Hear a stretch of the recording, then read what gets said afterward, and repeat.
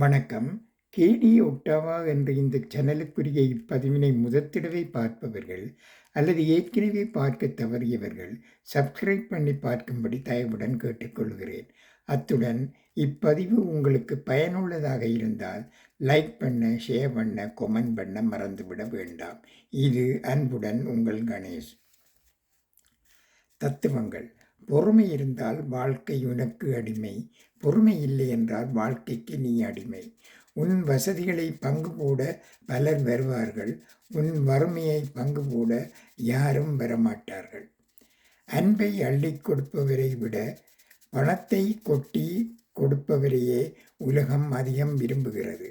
காயங்கள் இல்லாமல் கனவு காணலாம், ஆனால் வலிகள் இல்லாமல் வாழ்க்கையை வெல்ல முடியாது. நன்றி, வணக்கம்.